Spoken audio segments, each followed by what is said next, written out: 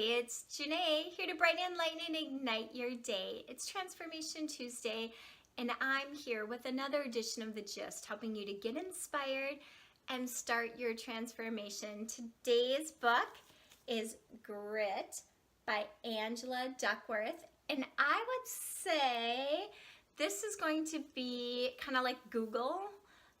One of those terms, grit, that you will hear more and more. In fact, it's even changing the way many colleges are looking at their application process. So if you haven't already heard of this term, I'm sure that you will, because she's a researcher who did a ton of research from military to businesses to schools, every venue in between, to find out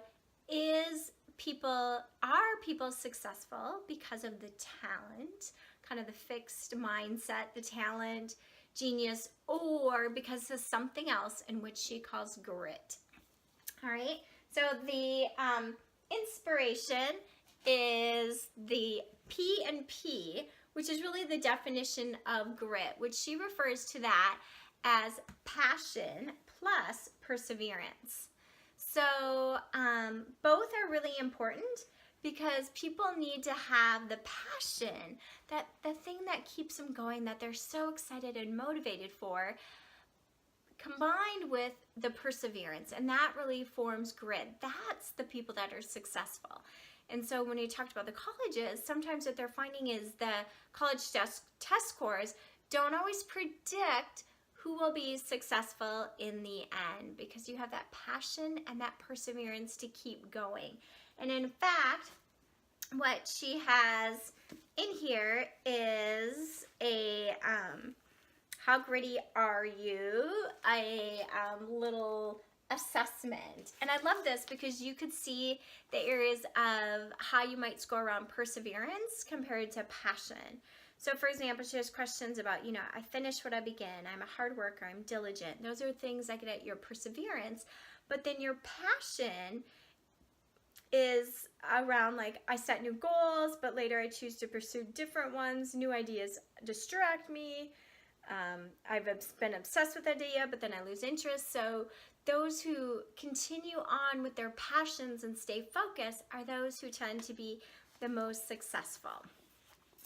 And the transformation for me is the goals and parenting, because that's really the stage where I'm at. I loved her example of looking at goals. As you know, I am passionate about that. So she has this model here of looking at goals as top level, mid-level, and bottom level goals, and she uses an example of a pitcher who consider Hall of Fame pitcher Tom Seaver. He was the highest ever percentage of votes to get inducted into the Hall of Fame. And he aimed, his top level goal was to be the best I can possibly be day after day, year after year in pitching. So he said everything gave power to that. So all of his mid-level goals and bottom-level goals. So example, pitching, it determines what I eat, when I go to bed, what I do when I wake, how I spend my life when I'm not pitching. If it means I've come to Florida and I can't get tan because it could get a burn from my skin and throwing it, I won't go shirtless. If it means I have to remind myself to pet dogs with my other hand or throw logs in the fire with my left hand, I will do that. If it means I have to eat different foods, etc., I will do that. So all these goals relate to that, which I think is insightful.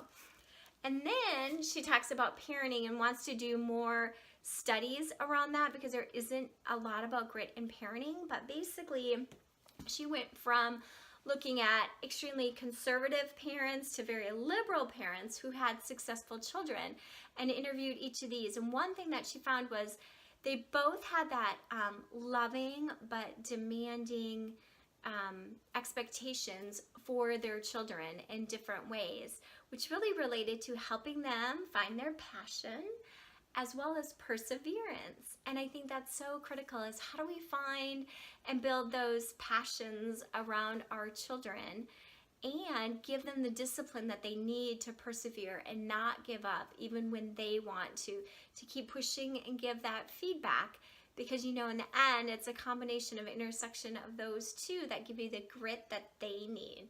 So from my heart to yours, be love.